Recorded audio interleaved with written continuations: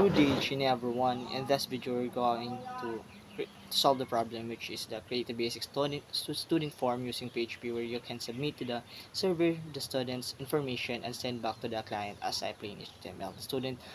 Students attributes are the following, which is ID number, last name, first name, middle name, date of birth, contact number. It should follow the Philippines code number, then address, and so in case of emergency, guardian name, mobile number, and address. So without further ado, let's start this video. So as you can see in my screen, they have two files, which is the student form and also the process that page. So we're going to add to the shortcut. So we name the title the student information.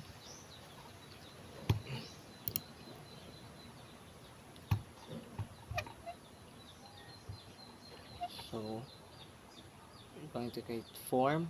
So start using the form tag. The method attributes is set to the post, indicating that the form data will send to the server using the HTTP post method. The actions attributes specifies the URL to which the form data will be submitted. In this case, the process.php. So method which is post, then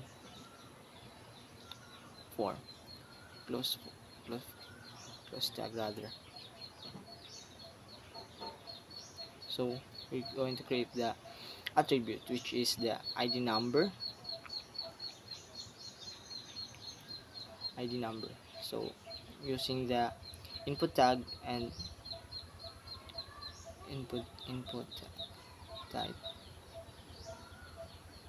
text. So we're going to then name tag, which is the ID number,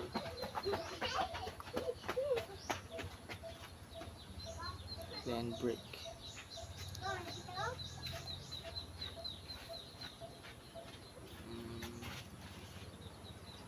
And not necessary to create. So we're going to copy paste for para sa madali ta. So the ID number kambihan ra nato na siya last name.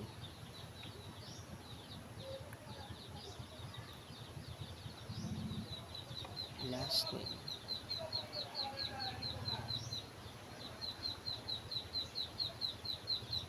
And as usual, we're going to copy paste again para sa madali ta. Last name, then first name, also in here, the last name, the first name rather, first and middle name.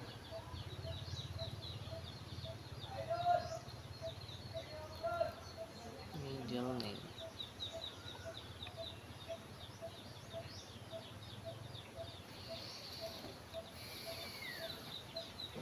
Next, we're going to create also the date of birth. So the date of birth, we're going to put the placeholder, which the attribute providing a hint or example of the expected format for user input. Placeholder, which is the MMDDNYY for month, day, and year. So next, also going to copy paste this date of birth, this line, to make it faster also. So we're going to copy paste. Then we're going to change this into contact number or mobile or contact number. Contact number. So we're going to change also here. And the format also, the placeholder attributes providing a hint or example of expected format for use in user input. So XX.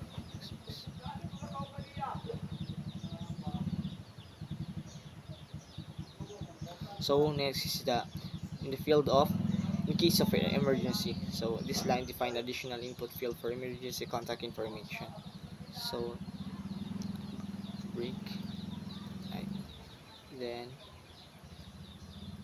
we're going to copy paste the last name to make it faster again. Then sabihin lang natin siya guardian, change siya into the guardian. Also in here, guardian.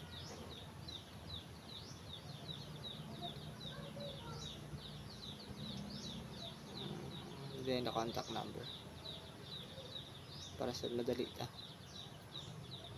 Next, then kamihan na nato siya guardian mobile number para mas efficient kay siya, para dali ra nato pag colon niya pag-abot sa page the process.php rather.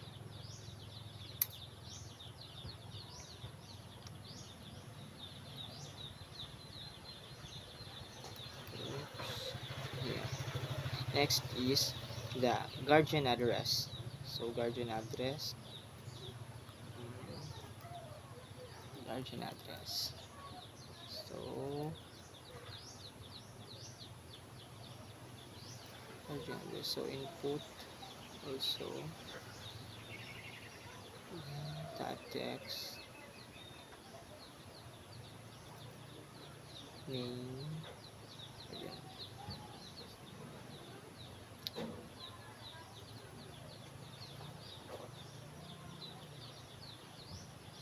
So napadaytay kulang which is di sa student information kay magbutang pa dayta address. So umano sa nato ni kining guardian address mo na para copy paste nato which is diri nato niya ibutang. So say mali ni, so which is dapat ang kaning address is taas man, butan nato i-incon lang nato siya, i-convert nato siya sa text area. So mali ni siya, we're going to create text area. So name, okay, taas man gud ang guardian address or the address also. Okay, we're going to include input here the Purok barangay and also the province. So we're going to dako nato which is we use the text area tag. So the guardian, then close by the text area. Copy paste natin.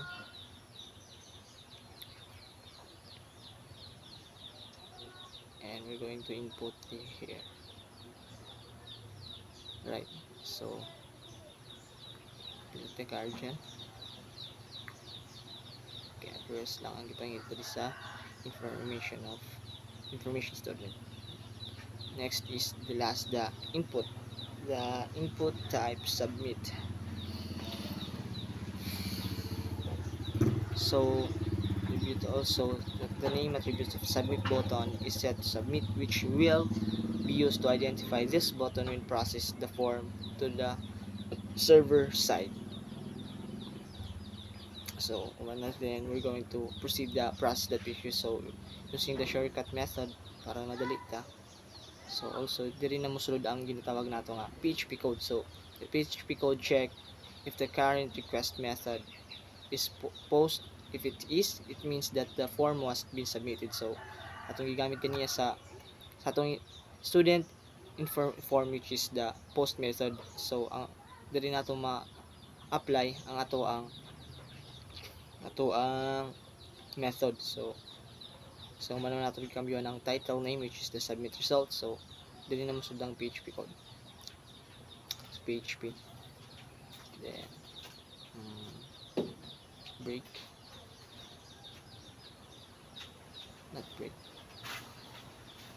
yes.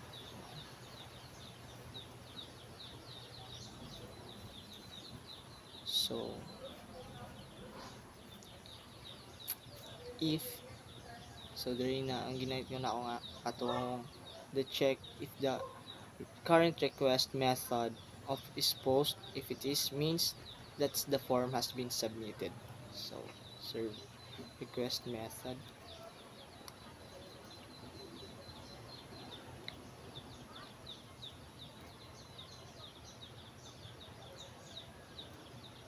to be called then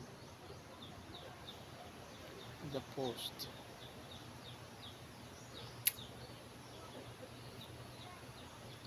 Next is dili nato na ibutang tong mga retrieve.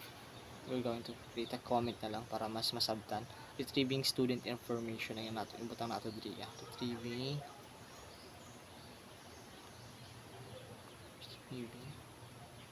spelling mali student information. So this we're going to this the here the code retrieves from for the data submitted via post method using the dollar sign post, then super global array. It is assigned each form field value to the corresponding PHP variable. So butang na diri ay which is kaning ID number tapos itong gino nato kaniya nga post katong dollar sign, then kani post susunod nato diri ang ginaingon nato nga ID number.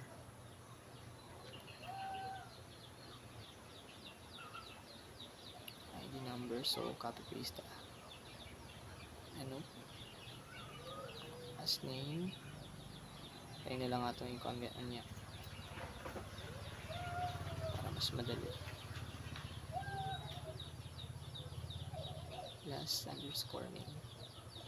So kanila nato i-copy paste para sa ato ang duha ka name, which is the first and the last name. Ay first and middle name rather. Middle first and middle.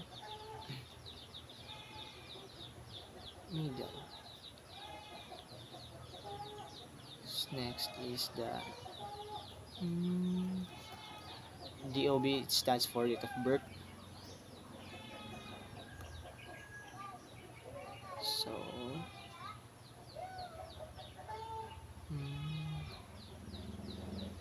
So mali nga is necessary na magbutang pa daytag dollar sign diriya sa sulod sa curly braces ay not curly braces, the braces sa the underscore birth. So next is the contact number.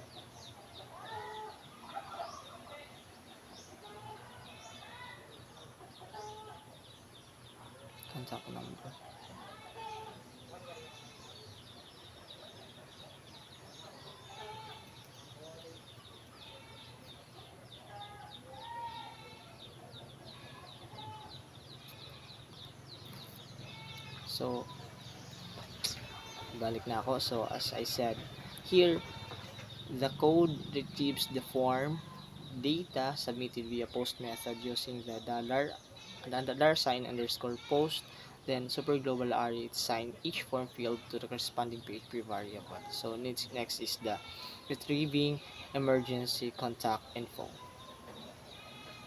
information, contact info. So also similar in the tab in the previous section, this code is retrieving the emergency contact information submitted via post that assign each value to the corresponding PHP variable. So guardian name. So I'm going to change this into guardian mobile number.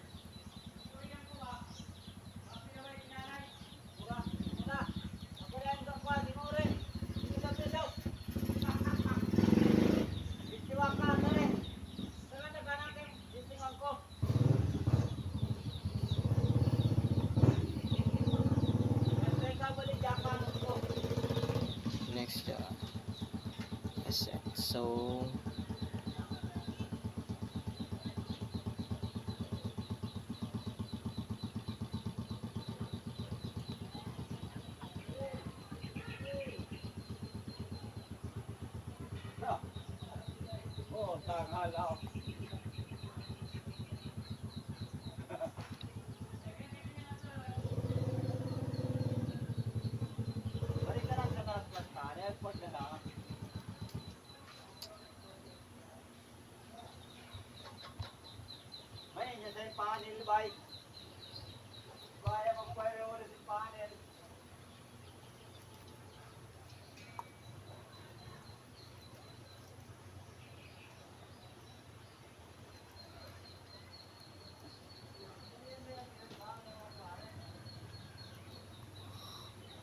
wait to see element guardian.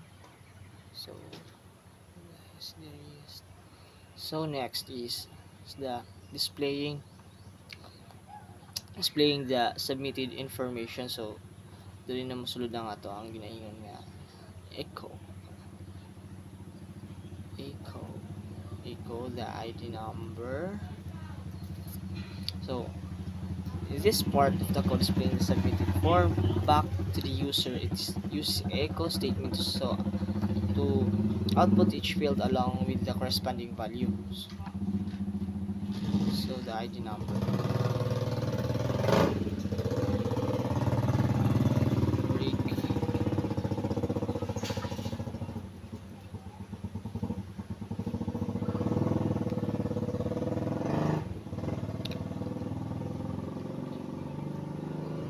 and don't forget the semicolon kay mag-error siya if ever di natubot nag-semicolon.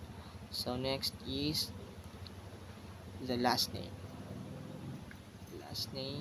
dollar sign, last name underscore, last underscore name. Then we're going to copy paste this again, the echo last name para madali para sa first name, and also the first name and middle name. So murag makita ng kuan.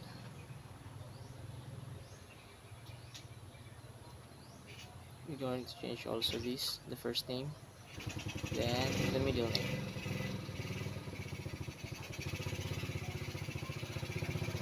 Next is the date of birth. Date of birth. Then dollar sign, dub. So, kaning dub na gigan nato which is nasa atong retrieve variable ganiya sa taas para dali nato makontak. So, to ara makita nato. So, next is the address, contact number rather. As usual, we're going to use the dollar sign, then contact number.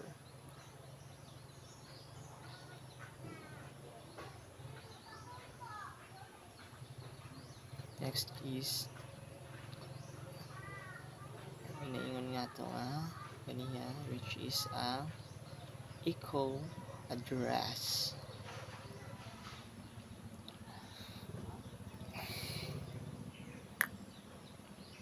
Address.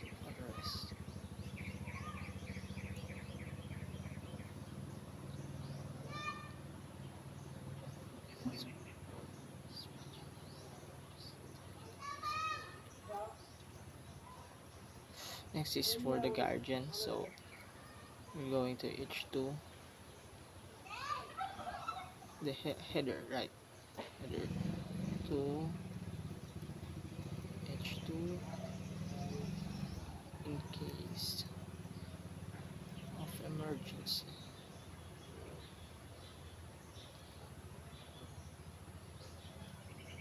H2. So next is there's the echo guardian name.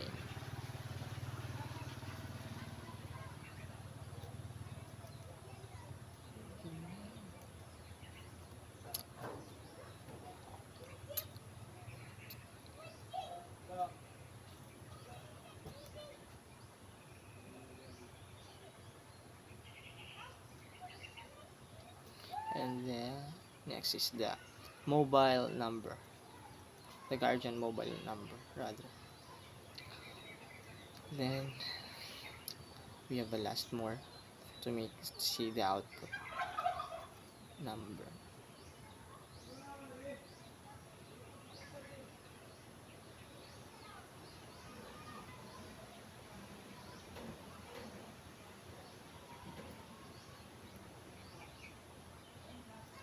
Guardian address, the last one. So emergency underscore address, then BR. So check first before we're going to reload or run this. So we're going to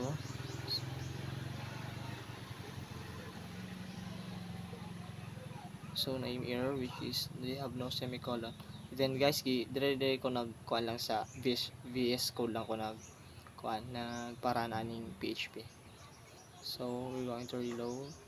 No, paraan ni ganiha. So reload na lang nato. So then I'm going to reload.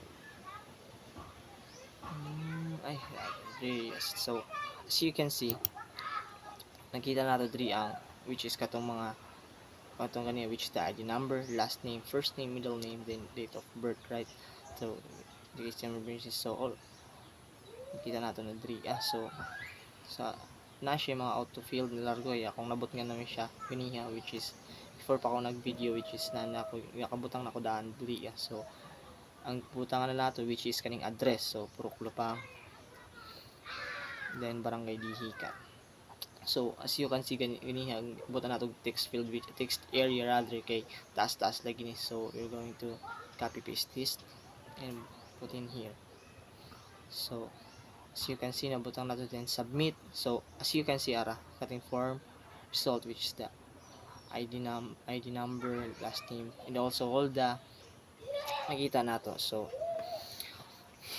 that's all. So hope nga namin natunan sa akong videos. So thank you.